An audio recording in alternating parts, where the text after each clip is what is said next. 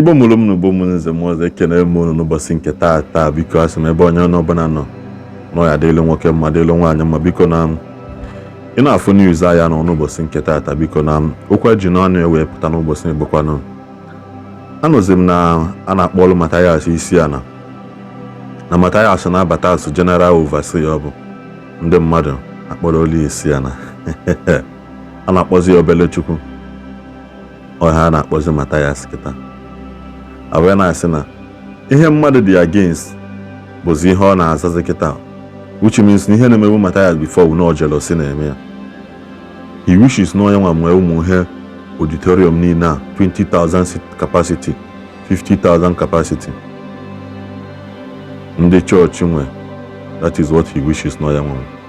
Mana ebe iwe m nọ wee bụ ebe anyị na-agbado okwu n'ụbọchị nke taa bụ na kedu nke bụ na Matthias pụta post videos ebe ndị chọọchị na honor their pastor mago based on honor level, not human worship.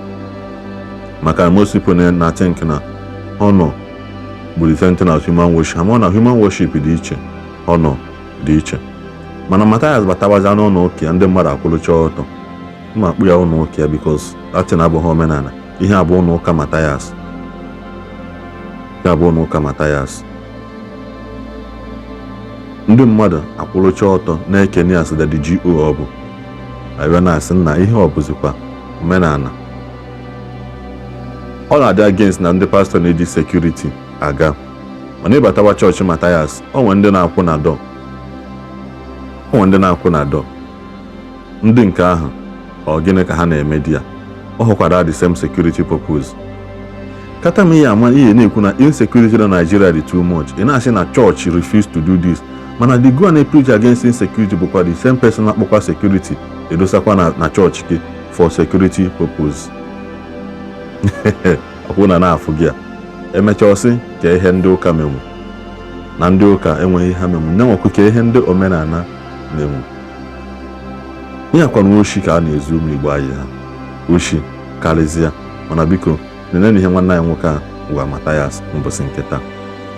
Matthias kun na-akpọziri Isiagu ndị omenala bụ ụzọ eziokwu. So akpa amụ dị ka Matthias kuru na-akpọziri Isiagu nya Chineke nke unu ka Matthias wụsị. Wọọchị anụ ka ụmụ akpa amụ si aba uru Matthias ma ọ na-abịa. Anụ m n'ona ka esi aba uri ya na omenala bụ ụzọ eziokwu chọọchị ya. Ndị omenala bụ ụzọ eziokwu. Oya me na gadahie. So n'unu ncha niile na aba uru Matthias na omenala bụ ụzọ eziokwu chọọchị unu a.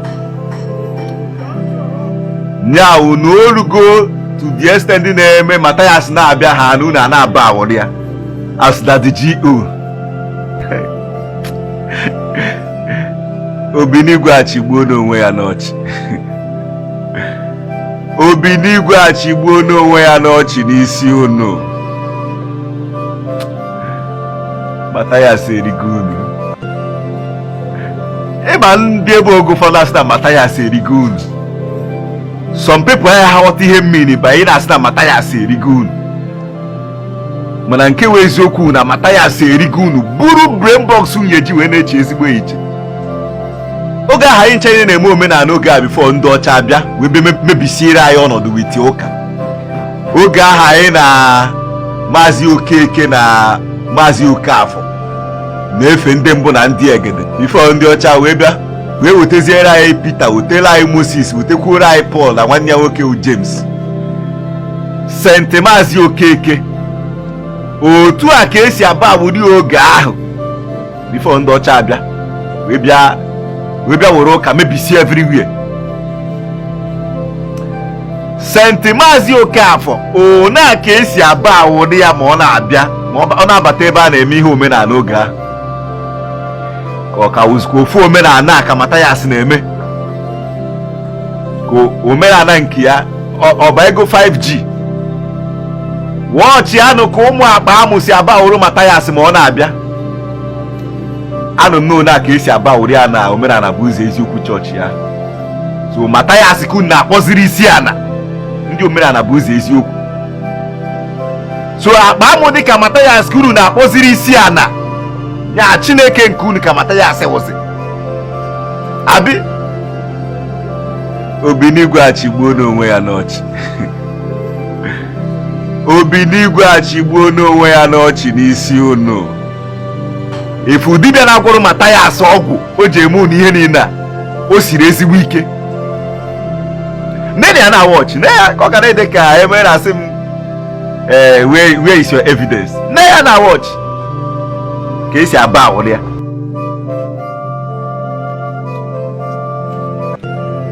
afọ m vidiyo ebe ọ na-criticize Zion Ministry na-asị na why eji CCTV camera na their lodge, their new lodge for this 100 days and fasting crusade a na-eme.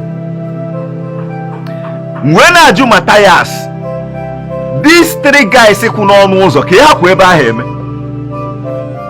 ọkwa your own security men nke a ndị gallant men Matthias enweghị gallant men na-akwụ n'ọnụ ụzọ omenala bụ ụzọ eziokwu.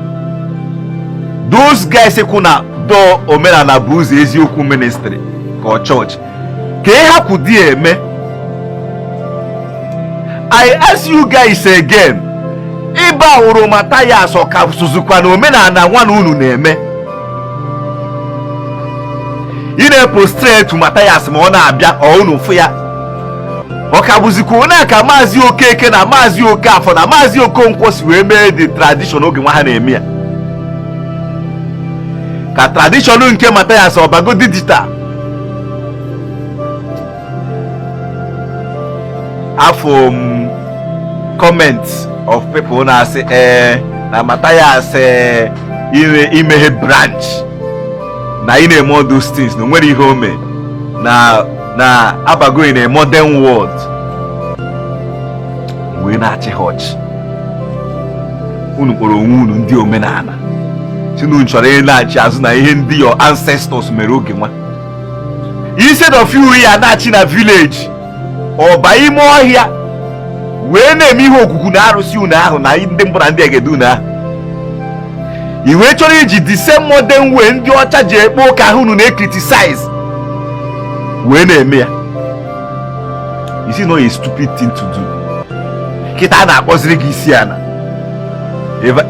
evangelist Matthias ka bi Reverend Father Matthias afọ ha ya kpọrọ Isiana. Ọhaneze ndị Igbo na-ekwukwa ya na-asị na ajọ ihe bụ ajọ ihe sikpo ajọ ihe n'ihe anụnwa abụrụ ihe ndị nna nna ha na-eme. Ihe a abụrụ ihe eji ya mmalụ ndị Igbo. Ihe akwana abụrụkwana ihe eji ya mmalụ omenala Igbo. Omenala Igbo mgbe ọbụla ha ji agbakọ bụ ka ha discuss for the betterment of Igbo. Mana Matthias ehudu ndị nke ha captive na chọọchị ya tinyere emechi ihe na na-eme na mee announcement n'ala olili analụchi olili eme announcement na offering na tithe ha ncha after asigechi na ụka mee nka ụka mee ọzọ. Amaazị m onye a na-aghọli mụ amaazị onye a na-aghọli maka na asị na ori mmiri anaghị eri onye ọ na-afọrọ ụkwụ ya nya jisi ike mgbe nke ọ na-eme maka na mwa na-ekwu ya sị na nwa mmụọ emegbukwana nwa mmadụ emegbuna nwa mmụọ maka ka isi enye mmadụ nsogbu ka esikwa wee nye gị nsogbu n'oge nke ga-ekwuchakwa anụ ka anyị nwere mgbe ọzọ.